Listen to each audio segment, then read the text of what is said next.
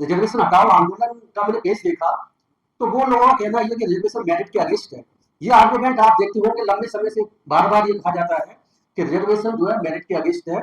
अगर मेरिट से लाना चाहते हैं तो रिजर्वेशन हटाना होगा, और रिजर्वेशन जब तक रहेगा तब तक मेरिट के लोग पीछे रहेंगे। ये बिल्कुल गलत बात है। अगर हम संविधान सभा की डिबेट को भी देखें तो उसमें भी पता चलता है कि सारी बातों के ऊपर बहुत ही डिटेल में डिस्कशन हुआ था। और उस वक्त बाबा साहब डॉक्टर बी आर अम्बेडकर जो संविधान सभा में ड्राफ्टिंग कमेटी के चेयरमैन थे, इसके अलावा और जितने भी वहां मेंबर थे, ज्यादातर सभी ने इस पर विचार किया, मेरिट वर्सेस रिजर्वेशन कंसेप्ट को सोचा समझा, और इंटरनेशनल लेवल पर जो सिस्टम चल रहा था उस जमाने में उसको कंसिडर करते हुए इंडिया के कॉन्टेक्स्ट में रिजर्वेशन की व्यवस्था संविधान में की गई।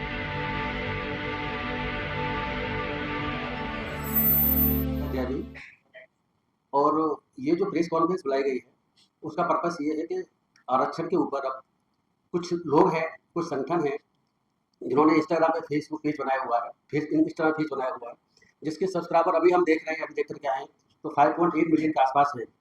और ये इसी तरीके से जैसे सीजेपी का आंदोलन चल रहा है, ऐसा हमें लगता है कि उसी तरीके का कोई आंदोलन शायद जो है, जो आरक्षण विरोधी जो आंदोलन चलाना चाहते हैं, ऐसा हमें लगता है। तो इसीलिए हम चाहते हैं कि हम अपनी बात भी देश के सामने रखें जो आरक्षण के समर्थन में है।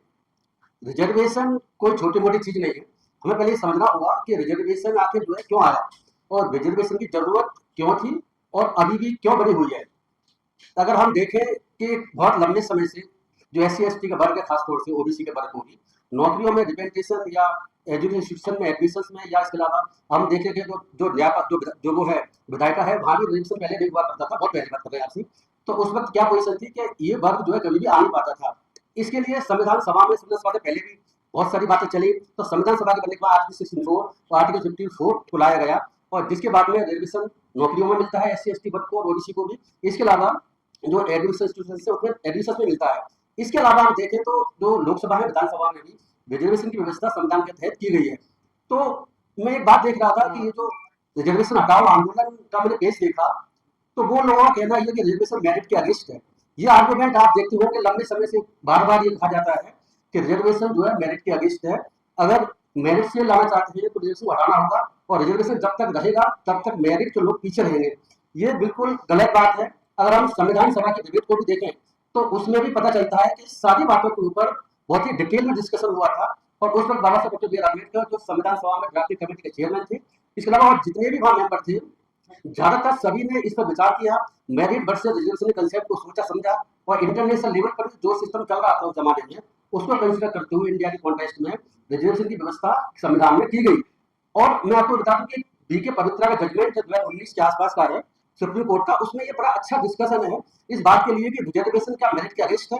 उसमें अमृत सेन जो हमारे नोबेल पुरस्कार जिनको मिला था, उन्होंने इस बात को बड़ा अच्छी तरीके से बुक में लिखा हुआ है कि रिजर्वेशन मेरिट के अगेंस्ट नहीं है। मेरिट का तो कंसेप्ट समझा जाता है, अदरवाइज वो कंसेप्ट मेरिट का है नहीं। हमें मेरिट के कंसेप्ट को इस आधार पर नहीं देखा जाना चाहिए कि मार्क्स क्या है, सिर्फ मार्क्स किसी के ज्यादा है या मार्क्स किसी के कम है, इस आधार पर मेरिट को तय नहीं कर सकते। मेरिट को तय करने के लिए इसके अलावा बहुत सारे फैक्टर्स की आवश्यकता है, तब मेरिट को तय किया जा सकता है। अगर ऐसा है कि अगर मेरिट के बेसिस पर चंद लोग ही आ सकते हैं अगर नौकरियों में या विधानसभा में या लोकसभा में या एडमिशन में किसी कॉलेजों में, तो ऐसे मेरिट को मेरिट नहीं कह सकते। तो इसीलिए जो है फर्स्ट सुप्रीम कोर्ट के अब तक के जजमेंट, अब तक की पार्लियामेंट की डिबेट, उसके अलावा संविधान सभा की जो डिबेट है वो ये बताती है कि रिजर्वेशन मेरिट के अगेंस्ट नहीं है। ये झूठा प्रोपेगेंडा लंबे समय से BJP RSS लोग चलाते रहे हैं, वो अब जो है RSS के रूप में देश हटाओ आंदोलन के रूप में मुझे लगता है कि आगे ये झड़ पकड़ने वाला है। तो हम लंबे समय से इस इशू को लेकर के, बाकी को लेकर के हमारे इंडियन दलित फोरम काम कर रहा है। 2 साल पहले हमने संगठन का बनाया हुआ है। हम हर इशू पे जिस पे हमें लगता है कि संविधान के खिलाफ बातें देश में चलने वाली हैं, और खासतौर से जो ऐसा वर्ग है जिस वर्ग की नौकरियों में और बहुत सी जगहों पर रिप्रेजेंटेशन बिल्कुल भी नहीं है, तो उसके लिए हमें आवाज उठाने की आवश्यकता है। आवाज उठा रहे हैं, उठाते रहिए। जो एक बात और बता दूं मैं आपको, जो मुझे समझ पाता हूँ कि इस में ये कहना जाता है, कहा जाता है, कई बार ये कहते हैं, मेरे BJP के जो पहले मुझे लगता है, मैं उनका नाम भूल रहा हूँ, लोकसभा के अध्यक्ष थे उन्होंने, बाकी और बहुत सारे RSS के लोग हैं, बार बार ये कहते हैं कि रिजर्वेशन सिर्फ 10 साल के लिए था। इसमें भी ये बात कही जा रही है कि रिजर्वेशन सिर्फ 10 साल के लिए था। तो क्या रिजर्वेशन वास्तव में 10 साल के लिए था, या इसके लिए कोई भी समय सीमा संविधान में प्रेस्क्राइब नहीं है? हमें ये समझना होगा। बिना इसको समझे हुए हम इस डिसीजन पर नहीं पहुंच सकते कि रिजर्वेशन कोई टाइम बाउंड था या रिजर्वेशन कोई टाइम है ही नहीं संविधान में। तो मैं एक बात पहले और इसको बताता हूँ आपको, संविधान सभा में जो महान संविधान सभा के निर्माता जितने भी थे, बाबा साहब सहित और बाकी जवाहरलाल नेहरू, बहुत सारे लोग उसमें थे, आप जानते हैं, मैं इस बताने की समझता नहीं हूँ। तो वो लोग बहुत काबिल लोग थे, इसमें तो कोई डाउट ही नहीं है। संविधान सभा में जब संविधान बन रहा था तो उस वक्त जो डिबेट हुई है, हम अब समझते हैं कि अब कुछ चंद लोग ऐसे हैं, उस समय कुछ लोग ऐसे थे, वो समझते हैं कि बाबा साहब हैं, बाकी और लोग हैं, उनसे ज्यादा काबिल लोग हैं, और उनको समझ नहीं है, ऐसा उनका मानना है कि रिजर्वेशन को लाकर के उन्होंने देश में बंटवारा कर दिया, जबकि देश को बांटने के लिए, देश को जोड़ने के लिए ये रिजर्वेशन की व्यवस्था करी गई थी। तो 10 साल का जहाँ तक प्रावधान है, हमें ये समझना होगा कि 10 साल का प्रावधान सिर्फ पॉलिटिकल रिजर्वेशन के लिए था। बाकी जो 16(4) आर्टिकल है, इसके अलावा आर्टिकल 15(4) है जो कि नौकरियों में आरक्षण की बात करता है, इसके अलावा जो एजुकेशन इंस्टीट्यूशन में एडमिशन की बात करता है, उसमें कोई भी समय सीमा है ही नहीं। तो जब समय सीमा है नहीं तो जानबूझ करके बार बार ये बात क्यों की जाती है लोगों को गुमराह करने के लिए कि भाई रिजर्वेशन सिर्फ 10 साल के लिए था। जो 10 साल के लिए था वो वास्तव में बढ़ रहा है 10 साल करके, जो भी गवर्नमेंट है वो बढ़ाती जा रही है, कोई अलग इशू है, लेकिन नौकरियों में उसमें आरक्षण की कोई समय सीमा नहीं है और हो भी नहीं सकती। एक बात और मैं बता दूं कि लोग ये कहते हैं कि रिजर्वेशन जाति के आधार पर मिलता है। एक ये आरक्षण का पेज बना हुआ है, इसमें ये बात कही जा रही है कि जातीय आधार पर आरक्षण खत्म करिए और आर्थिक आधार पर आरक्षण को लागू करिए। तो देखो, इसमें हमें समझना होगा कि बाकी का जाति के आधार पर आरक्षण मिलता है या नहीं मिलता है। मैं आप लोगों से पूछना चाहता हूँ जितने इसमें हॉल में हैं, क्या एससी और एसटी को जो नौकरियों में और एजुकेशन इंस्टीट्यूशंस में रिजर्वेशन मिलता है, जो आर्टिकल 16(4) है और आर्टिकल 15(4) है, क्या वो जाति के आधार पर रिजर्वेशन की बात करता है या किसी और आधार पर करता है? कोई मुझे बताएंगे, मैं जानना चाहता हूँ। अगर क्योंकि ये जरूरी है, मैं जान तो सकूं कम से कम, क्या आप लोग क्या समझते हैं, कोई इसका आंसर देंगे? और बताइए।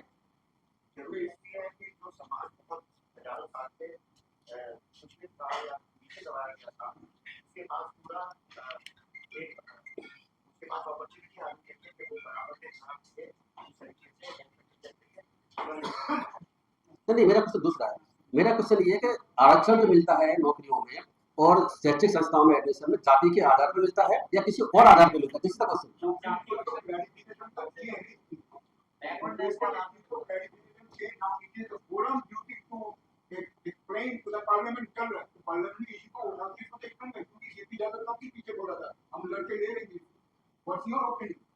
नहीं, मैं बताना चाहता हूँ क्योंकि मैं जानना चाहता हूँ कि यहाँ बैठे हुए कि वो आखिर क्या समझते हैं जाति के आधार पर आरक्षण की, क्योंकि इसमें भी केस में कहा गया है और जगह जगह सुनने को मिलता है कि जाति के आधार पर आरक्षण को बंद करें और आर्थिक आधार पर आरक्षण को लेकर आए। भारतीय जनता पार्टी आरएसएस की बात है, हम उसकी बात कर रहे हैं। वो जो लोग, क्या बाकी बात सही है कि जाति के आधार पर आरक्षण मिलता है या आरक्षण का आधार कोई दूसरा है?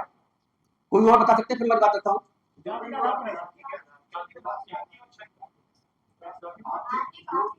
आर्थिक बुनियादी आर्थिक उसके ऊपर होना चाहिए। अब ये चीज तो होना चाहिए, नहीं है, होना चाहिए तो बहुत कुछ है। संविधान में 1950 से लेकर अब तक जो व्यवस्था है वो जाति के आधार पर आरक्षण की बात करती है या किसी और आधार पर आरक्षण की बात करती है? This is the question.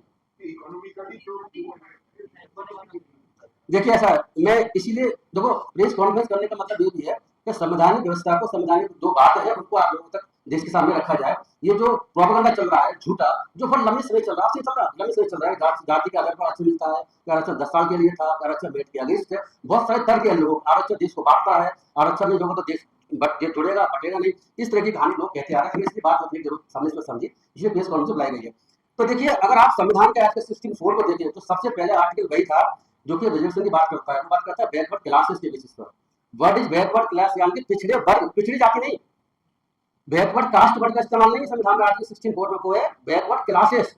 Classes में कास्ट भी हो सकती है और उसके अलावा और चीज भी हो सकती है। जैसे मैं बताता हूँ आपको कि एससी एसटी को, ये एक बात बता दूं, आर्टिकल 16(1) और आर्टिकल 16(4), आर्टिकल 16(1) ये कहता है जाति धर्म या अन्य आधारों पर 5 आधार है, कोई भेदभाव नहीं किया सकता।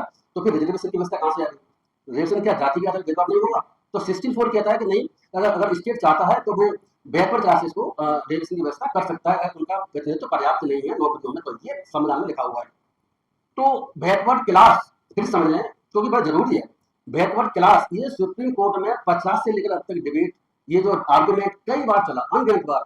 मुझे लगता है कि सुप्रीम कोर्ट में या संविधान में जितने भी अब तक केस लड़े हुए हैं, एक तो आज का 21 पर अपनी जान की रक्षा बिना हमारे इसमें संविधान में व्यवस्था है कि कोई सरकार हमसे छीन नहीं सकती जब तक कोई कानून ना हो। दूसरा आरक्षण है, आरक्षण इतने सारे जजमेंट हैं, 50 से शुरुआत हो रही है, 1950 से शुरुआत होती है जजमेंटों की और अब तक चले आ रहे हैं। उसमें लगातार ये डिबेट है, लगातार सुप्रीम कोर्ट के लगातार यही जजमेंट है। क्या जजमेंट है? कि जाति के आधार पर आरक्षण को दिया नहीं देता अनकॉन्स्टिट्यूशनल। संविधान में भी लिखा हुआ है, आर्टिकल 16(1) को आप पढ़ लेंगे तो मैं लेके आया हूँ, इसमें पढ़ के बता देता हूँ। साफ लिखा हुआ है कि जाति के आधार पर भेदभाव नहीं किया सकता। इसीलिए संविधान में जाति के आधार पर नहीं, बैकवर्ड क्लासेस के आधार पर की बात कही गई है। और इसमें लंबी चौड़ी संविधान सभा में डिबेट भी है और उसके बाद में अब तक कम से कम 100 से ज्यादा जजमेंटों का तो मुझे अध्ययन है जो बताते हैं कि इस संबंध में सुप्रीम कोर्ट ने बार बार ये कहा है कि जाति के आधार पर आरक्षण की व्यवस्था नहीं है, ये बैकवर्ड क्लास के स्तर बेसिस पर है। अब सवाल ये बैकवर्ड क्लास होता क्या है? बैकवर्ड क्लास जो है शेड्यूल कास्ट का बैकवर्ड क्लास है, शेड्यूल ट्राइब का बैकवर्ड क्लास है, बैकवर्ड कास्ट क्या बैकवर्ड क्लास है, जनरल जो कैटेगरी का वो भी बैकवर्ड क्लास में आ सकती है, ये अलग डिबेट है। जैसे मैं आपको बता दूं कि अगर बैकवर्ड क्लास का मतलब है कि कोई कास्ट अगर एज ए होल पूरी जाति अगर इस तरह की है तो सामाजिक आधार पर, शैक्षिक आधार पर और आर्थिक आधार पर पिछड़ी है तो उसको हम जो है बैकवर्ड क्लास की कैटेगरी में ला सकते हैं, उसकी परिभाषा में आ सकती है। तो जो शेड्यूल कास्ट है इसमें मंडल कमीशन से बहुत सारे कमीशन कमेटियां बनी हुई है 1950 से लेकर के और मंडल कमीशन तक। उसके बाद में भी जो ये कहती है कि शेड्यूल कास्ट और शेड्यूल ट्राइब पूरी ही जाति चाहे सब कास्ट कोई भी एज ए होल ये सामाजिक शैक्षणिक और आर्थिक आधार पर पिछले पद में आते हैं, इसीलिए इनकी तो बैकवर्ड क्लास है ही है, इनके बारे में डाटा कलेक्ट करने की आवश्यकता नहीं है। इसमें सुप्रीम कोर्ट ने क्या बदमाशी करी, बदमाशी सबके इस्तेमाल इसलिए कर रहा हूँ, मैं भी जज रहा हूँ तो मुझे इसका जानता हूँ क्या कॉन्सिक्वेंस हो सकते हैं, मुझे इसकी परवाह नहीं है कि जब रिजर्वेशन होता है प्रमोशन आरक्षण की व्यवस्था है, निशा अपॉइंटमेंट की व्यवस्था है। जब प्रमोशन आरक्षण की बात आई तो जस्टिस दीपक मिश्रा की बहस थी। मुझे याद है कि 2011 में जब उत्तर प्रदेश में मायावती जी की सरकार थी उस वक्त वहां पर प्रमोशन में आरक्षण का जो एक्ट था उसके पर्टिकुलर सेक्शन 7 था शायद, उस सेक्शन को इलाहाबाद हाईकोर्ट ने कह दिया अनकॉन्स्टिट्यूशनल है। उसके बाद में बहुत से लोगों ने सुप्रीम कोर्ट में इसकी अपील करी तो सुप्रीम कोर्ट में यह कहा गया कि बैकवर्डनेस के डाटा की जरूरत है, शेड्यूल कास्ट के या शेड्यूल ट्राइब के लोग बैकवर्ड है कि नहीं है इसका डाटा जब तक नहीं होगा तब तक रजिस्ट्रेशन काम नहीं किया सकता। सुप्रीम कोर्ट ने इस बेसिस पर उत्तर प्रदेश में जो हाईकोर्ट ने कह दिया था कि बैकवर्डनेस के डाटा नहीं है इसीलिए आरक्षण को रद्द करते हैं, रद्द हो चुका तब से अब तक चलाओ उत्तर प्रदेश में। मध्य प्रदेश, राजस्थान, दिल्ली और आसपास के जितने भी स्टेट है, मुझे ऐसा याद पड़ता है कर्नाटक को छोड़ करके शायद एक दो स्टेट हो सकते हैं प्रमोशन में आरक्षण करीब करीब सारे राज्यों से खत्म हो चुका है उस जजमेंट की वजह से। और मेन ग्राउंड क्या था, मेन जो है सुप्रीम कोर्ट ने किस ग्राउंड पर कहा था कि बैकवर्डनेस के डाटा नहीं, दो डाटा की बात थी, बैकवर्डनेस डाटा नहीं और दूसरा पर्याप्त प्रतिनिधित्व इन लोगों का है कि नहीं इसके डाटा करेंगे। बाद में ये 7-8 साल तक चलता रहा, राज्यों से अलग राज्यों से सुप्रीम कोर्ट और बाकी हाई कोर्ट आरक्षण को समाप्त प्रमोशन करते रहे, एक्ट बनाया था उसे रद्द करते रहे, रूल बनाया करते रहे। अभी जनरल सिंह के जजमेंट सुप्रीम कोर्ट ने फिर कहा 10 साल के बाद उन्हें बैकवर्डनेस के डाटा की जरूरत नहीं, क्योंकि शेड्यूल कास्ट और शेड्यूल ट्राइब इनका सानी के जजमेंट जिसमें मंडल कमीशन का जजमेंट बैकवर्ड क्लासेस को रिजर्वेशन व्यवस्था करी 1991 में, उसमें सुप्रीम कोर्ट के 9 जजों की बेंच पहले कह चुकी है कि शेड्यूल कास्ट शेड्यूल ट्राइब तो मोस्ट बैकवर्ड है, बैकवर्ड की बात छोड़ दीजिए आप, तो इसके लिए किसी डाटा की आवश्यकता नहीं। उस जजमेंट के 9 जजों की होने के बावजूद भी ये जजमेंट सुप्रीम कोर्ट के आते रहे और लगातार 8-10 साल तक जजमेंट आते थे। अभी 2023 में 24 जनरल सिंह जजमेंट आया तब जाकर सुप्रीम कोर्ट ने कहा हमसे गलती हो गई, आपकी तो गलती हो गई लेकिन गलती को सुधारने के लिए आपने फिर दोबारा से क्यों नहीं कहा कि राज्य सरकार ने अलग जगह पर जब रद्द हो चुका है वो उसको दोबारा से एक्ट को पास करें या दोबारा से कुछ करना, कुछ नहीं कहा। अभी तक हर स्टेट में प्रमोशन आरक्षण, कर्नाटक को शायद एक तो राज्य को छोड़ करके रद्द चल रहा है और किसी भी सरकार ने कोशिश नहीं करी कि भाई अगर सुप्रीम कोर्ट ने किया डाटा नहीं, डाटा कलेक्ट कर लें। अब तो सुप्रीम कोर्ट ने यह भी कह दिया कि बैकवर्ड का डाटा की ही आवश्यकता नहीं, जहाँ एससी और एसटी के आरक्षण का सवाल है, ओबीसी के लिए डाटा की आवश्यकता है लेकिन एससी एसटी के लिए आरक्षण डाटा की आवश्यकता नहीं है, लेकिन फिर भी पूरे देश में आरक्षण प्रमोशन खत्म हो चुका है। तो ये जो बैकवर्डनेस का कंसेप्ट जैसे मैंने बताया कि बैकवर्ड से डिफरेंट है, मैं आपको एक बात बता दूं मेरे इंटरप्रिटेशन के अकॉर्डिंगली सामाजिक जो एक बात का समझिए मंडल कमीशन का जो रिपोर्ट थी उस रिपोर्ट में ये बताया गया कि बैकवर्ड का मतलब क्या है संविधान में। तो बैकवर्ड का मतलब है सामाजिक, शैक्षणिक और आर्थिक आधार पर बैकवर्ड, जिसमें सामाजिक आधार पर बैकवर्ड का परसेंटेज जो है 65% के आसपास है और जो शैक्षिक आधार पर बैकवर्ड का परसेंटेज करीब 30% के आसपास, सिर्फ 10% ही जो है आर्थिक आधार पर होगा। अगर 100% पर देखें तो जब तक कोई सामाजिक पिछड़ा नहीं हो सकता तब तक वो आर्थिक आधार पर कितना ही पिछड़ा हो वो बैकवर्ड कैटेगरी में ही नहीं आ सकता। ये मंडल कमीशन की रिपोर्ट कितने यहाँ से 50 साल पहले की रिपोर्ट है, वो अभी तक चल भी रही है। तो एससी और एसटी के लोगों को अगर आप देखें तो सामाजिक आधार पर आज भी पिछड़े हैं। आप लोगों ने देखा होगा ऐसे बहुत से एग्जाम्पल्स मिलेंगे आपको, जिसका हमें एक तो सबसे बड़ा एग्जाम्पल जो हमें नजर आता है वो ये है कि राजस्थान में अगर देखा होगा आईपीएस की बारात नहीं निकल पाई और राजस्थान में किसी आईपीएस की बारात नहीं निकल सकती है तो लोग ये कैसे कहेंगे कि हमारे यहाँ अनटचेबिलिटी खत्म हो चुकी है या हमारे यहाँ जातिवाद खत्म हो चुका है या अनटचेबिलिटी या जातिवाद के आधार पर हमारे देश में भेदभाव नहीं होता, ये कैसे कहा जा सकता है। ऐसे बहुत से एग्जाम्पल्स हैं, मैं तो सिर्फ एक एग्जाम्पल दे रहा हूँ, मुझे लगा कि आईपीएस का एग्जाम्पल एक बड़ा एग्जाम्पल हो सकता है कि उनके लिए 100-200 पुलिस वाले लगाने पड़े तब आईपीएस जो है दूल्हे घोड़े का बैठ पाया। तो आज भी पूरे देश में हर जगह गली गली में देखिए, हर मोहल्ला के गाँव खासतौर से छोटे शहरों में हम कई ऐसी जगह पर गए जहाँ पर दूल्हे को घोड़े का बैठने से मना किया गया या बारात को निकलने से रोका गया। ऐसी कई स्टांस हो चुके, कई चीजें हो चुकी। एक बात और बता दूं कि इसके लिए तर्क ये दिया जा रहा है आजकल में उत्तर प्रदेश में, मुझे कई जगह का मालूम है, हम हमारी टीम नेता के पास गई और जब हम गए हैं आगरा में, हम लोग गए तो आगरा में पता चला कि तर्क ये रहता है कि भाई नई परंपरा शुरू मत करिए, कि इस ये रास्ते से आपकी बरात निकलती नहीं है, इस रास्ते से नहीं निकलती है, आप इस रास्ते से निकालेंगे, इस रास्ते से निकालने देंगे। तो पब्लिक रोड है, पब्लिक रोड पर बारात नहीं निकल सकती, ये कहाँ लिखा हुआ है? तो जब सरकारी जमीन है, सरकारी रोड है, प्राइवेट रोड है नहीं है, तो अगर कभी लंबे समय से बारात एक जगह से निकल रही है तो दूसरी जगह निकलने की क्या आपत्ति हो सकती है? मतलब मैं समझ नहीं पा रहा हूँ कि ये किस अनसिविलिटी, हमारे देश में अनसिविलिटी आज भी बहुत बड़े पैमाने पर चल रही है, छुआछूत आज बहुत बड़े पैमाने चल रहा है। और जो सबसे इंपॉर्टेंट बात जो हम समझ पा रहे हैं वो ये कि बेसिक आधार ही अनसिविलिटी है रेवंशन का। अगर आप रेवंशन की पूरी पूरी स्टडी देखें, जिस वजह से रेवंशन किया गया उसका मेन पर्पस आधार, जैसे आपने भी कहा, उसका मेन आधार क्या था कि अनडिसेबिलिटी, लंबे समय से जो लोग अनडिसेबल होने की वजह से चाहे वो जो है कितने भी अमीर हो, कुछ ही बन जाए, उसके बावजूद भी उनको टच नहीं किया सकता या उनके साथ भेदभाव किया सकता है। That was the main basis for the granting reservation to the sultan and other community also. तो ये एक इंपॉर्टेंट बात है, वो अगर अनडिसेबिलिटी खत्म हो चुकी है तो बात दूसरी है, और अगर खत्म नहीं हुई है तो बात दूसरी है। इस देश में अभी अनडिसेबिलिटी बहुत बड़े पैमाने पर चल रही है। मैं इसका एग्जांपल देता हूँ, पार्लियामेंट की क्या अनडिसेबिलिटी चल रही है, और ज्यादा नहीं, मैं मोदी जी की बात बता रहा हूँ। क्या आपको पता हो कि एससी एक्ट बना हुआ, हाँ इसमें एससी एससी एक्ट को खत्म करने की बात चल रही है, रिजर्वेशन और एससी एससी एक्ट की खात्मा, ये दो चीजों को लेकर ये आंदोलन करेंगे। अभी तो सोशल मीडिया पर आगे क्या हुआ देखें, हम भी तैयार, हम भी देखेंगे। तो ये जो अनसिविलिटी वाली कहानी है, इसको देखिए समझिए, तो एससी एक्ट में कई बार संशोधन किए गए। घोड़े पर चढ़ने से रोकना, एससी एसटी लोगों को बारात को कहीं से मना करना, वोट डालने से मना करना, मूछ रखने से मना, ये पहले एससी एक्ट में अपराध नहीं थे। ये अपराध कब बने? ये अपराध बने हैं 14 में मनमोहन सिंह की सरकार थी, 13 में, तो उन्होंने ऑर्डिनेंस लाके इसको अमेंडमेंट एससी एक्ट में किए गए। उसके बाद में मोदी जी ने भी 15 में अमेंडमेंट एक्ट करके जनवरी 2016 से मूछ रखने को मारना, इस तरीके से जो है घोड़े पर चढ़ने से रोकना, इस तरीके का भी 40-45 अदर तरह के ऑर्डिनेंसेस थे, वो भी इसमें इंक्लूड किए गए हैं। और पार्लियामेंट में जो कानून का अमेंडमेंट का उद्देश्य साफ लिखा हुआ है। ये आप पढ़े कि कोई भी लॉ होता है, कोई भी उसका ऑब्जेक्ट और रीजन होता है कि आखिर क्या उद्देश्य है इस कानून को लाने का या कानून में संशोधन करने का, और क्या रीजन है। ये पार्लियामेंट में जब बिल पेश होता है तब ये बात उसमें अलग से लिखी रहती है, उसी में ये बात लिखी हुई है, आप लोग देखना पड़ रहा है, वो लिखी हुई है कि हमारा उद्देश्य ये है कि जो अब तक का एससी एक्ट है वो अभी तक प्रभावी नहीं माना गया है। ऐसे बहुत से ऑफिसेस हैं जिसके लिए बहुत से एक्ट हैं जिनमें ऑफिस नहीं था, तो अपराध लाने के लिए जरूरी है कि एससी एक्ट में अमल में लाए। मतलब कहने का ये है कि पार्लियामेंट ने भी 2016 में बहुमत से इस बिल को पास किया, और उस बिल में ये था कि अभी अनडिसेबिलिटी चल रही है और नए तरीके के रूप में आ रही है। संविधान का आर्टिकल 70 को देखें तो अनडिसेबिलिटी को किसी भी फॉर्म में उसको मना करता है, अपराध बनाता है।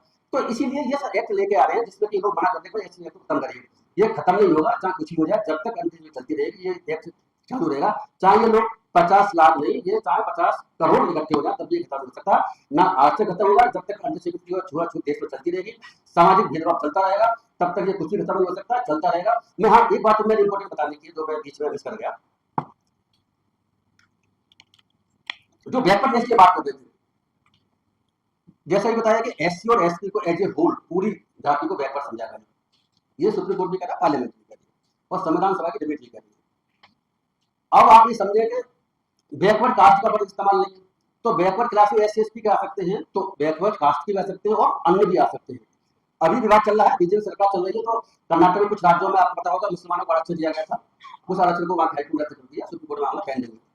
तो पहले से ये कहा गया कि बैकवर्डनेस का मतलब ये होता है, क्लास का मतलब ये होता है, जैसे आप समझिए एक शहर है, कोई एक छोटा शहर है, और उस शहर में जितने भी लोग रह रहे हैं पुराने लंबे समय से, ऐसी स्थिति है उस शहर की किसी की जहां पर वो लोग ना पढ़ते हैं ना पढ़ पाते, किसी में बहुत कम पढ़ पाते हैं, और उनको लोगों को जो शहर में रहते हैं, आसपास के शहरों के लोग क्या समझते हैं कि ये तो बैकवर्ड है, तो कुछ जानते हैं, तो ऐसे लोग, चाहे उसमें जाति कोई भी हो, चाहे वो सकता है ब्राह्मण भी हो, क्षत्रिय हो, वैश्य हो, चाहे सूट कास्ट हो, ओबीसी हो, अगर पूरे उस पर्टिकुलर एरिया के किसी शहर के किसी इलाके के ये समझा जाता है कि ये तो सामाजिक आर्थिक शैक्षणिक पिछड़े हैं, उनके साथ भेदभाव आप लोग करते हैं, तो मेरी नजर में ब्राह्मण कैटेगरी में आता है, उसको भी आरक्षण मिल सकता है। इसमें इसीलिए कास्ट के आधार पर आरक्षण की बात कभी नहीं करी गई। बैकवर्ड क्लासेस को इसलिए रखा गया कि इसमें जब जरूरत पड़े तो क्लासेस को जोड़ा जा सकता है, क्लासेस को खत्म नहीं किया सकता है। यही पता होगा आप लोगों को, सूट की लिस्ट बनती है, उस लिस्ट में भी जो एसटी और एसटी की कास्ट है, उन कास्ट में से एससी और एसटी की कास्ट को निकाला सकता है या किसी कास्ट को जोड़ा जा सकता है। ये भी संविधान में 341 342 आर्टिकल में लिखा हुआ है। कि अगर पार्लियामेंट को लगता है कि भाई कोई कास्ट जो है अब ऐसी कैटेगरी नहीं होनी चाहिए तो ऐसी कैटेगरी से निकाल सकती है, और जो ऐसी कैटेगरी में नहीं थी उसे ऐसी कैटेगरी में डाल भी सकती है, चाहे वो ओबीसी हो चाहे किसी और कैटेगरी हो। तो एससी क्या होता है और ट्राइब्स क्या होता है? तो ट्राइब देखिए आप, ट्राइब से कहानी क्या, शेड्यूल्ड ट्राइब्स और शेड्यूल्ड